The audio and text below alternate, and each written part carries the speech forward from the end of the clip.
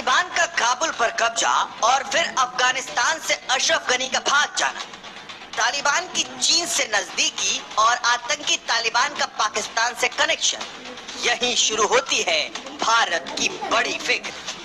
इस फिक्र को पैदा करने, पाल पोस कर बड़ा करने वाला अमेरिका है और उसके 4 राष्ट्रपति हैं जिन्होंने अफगानिस्तान में भारत के हित की तरफ देखा ही नहीं।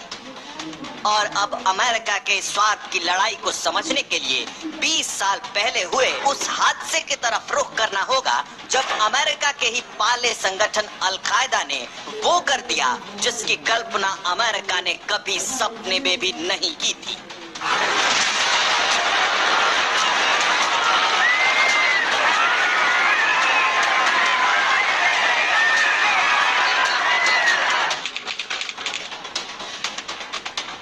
आतंकी घटना की ऐसी खतरनाक तस्वीर इससे पहले पूरी दुनिया ने नहीं देखी थी और अल-कायदा की इस हरकत ने अमेरिका को अफगानिस्तान में अपनी सेना भेजने को मजबूर कर दिया। उस वक्त अमेरिका के राष्ट्रपति थे जॉर्ज डब्ल्यू बुश और अफगानिस्तान में आज ही की तरह तालिबान का कब्जा और कहर था। चूंकि ओसामा बिन लादेन की अल-कायदा को भी तालिबान का संरक्षण था, इसलिए बुश की सेना ने 9/11 का पहला बदला लिया, तालिबान को सत्ता से खदेड़ कर।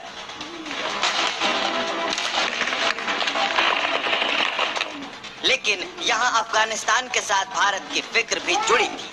1999 में भारत ये विमान का अपहरण करके अफगानिस्तान के कांधार ले जाने वाली घटना कोई नहीं भूल सकता। उस घटना ने यह स्पष्ट कर दिया था कि तालिबान भारत का दोस्त नहीं है और भारत को आतंकी हमलों से परेशान करने वाले पाकिस्तानी संगठनों जैश ए मोहम्मद और लश्कर तैयबा को सहयोग भी करता है। बावजूद इसके तालिबान को सत्ता से बेदखल करने के बाद बुश प्रशासन ने पाकिस्तान को अपना सहयोगी चुना, ये जानते हुए भी कि जैश ए मोहम्मद और लश्कर उसके पाले पोसे आतंकी संगठन है।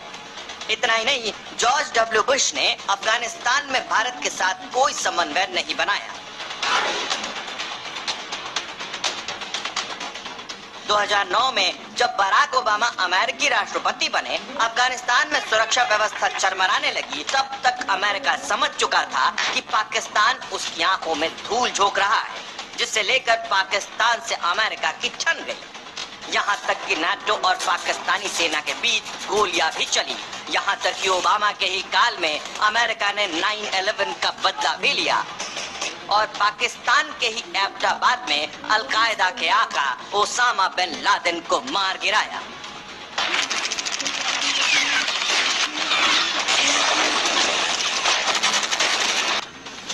बावजूद इसके ओसामा प्रशासन सोचता रहा कि वो पाकिस्तान को आतंकियों का समर्थन करने से मना लेगा और इसके लिए अमेरिका ने जो चाल चली वो भी भारत के हित में नहीं थी। ओबामा प्रशासन ने जम्मू कश्मीर के मुद्दे पर पाकिस्तान के साथ बातचीत कर मध्यस्थता की कोशिश की, लेकिन भारत ने ओबामा की दाल नहीं गलने दी। जम्मू कश्मीर को द्विपक्षीय मुद्दा बताकर अमेरिकी हस्तक्षेप को नकार दिया। इस बीच लादेन को मार गिराने का तमगा लिए ओबामा ने अगले चुनाव पर ध्यान केंद्रित करना शुरू कर दिया और अधूरी जीत के साथ अमेरिका ने अफगानिस्तान से अपनी सेना की चरणबद्ध तरीके से वापसी का ऐलान कर दिया। अफगानिस्तान की जारी लड़ाई के दौरान ही 2017 में डोनाल्ड ट्रंप ने राष्ट्रपति का पद संभाला। ट्रंप ने ओबामा के फैसले को पलट दिया और अमेरिकी सेना का सहयोग अफगानिस्तान में जारी रखने का फैसला लिया, जिस कदम का भारत ने भी स्वागत किया। इससे अमेरिका भारत अफगान का तालमेल बेहतर हुआ, लेकिन 2018 में ट्रंप के सुरक्षा सलाहकार बदलते ही ट्रंप प्रशासन ने यू टर्न ले लिया। अफगानिस्तान से अमेरिकी सैनिकों ने बोरिया बिस्तर समेटना शुरू कर दिया। जेलों में बंद तालिबानी छोड़े जाने लगे। यहाँ तक कि पाकिस्तान की जेल में बंद मुल्ला बरादर को भी ट्रंप प्रशासन की सिफारिश पर 2018 में छोड़ा गया था। इसके बाद वो दौर आया जब भारत को अफगानिस्तान से अपने कदम वापस खींचने पड़े।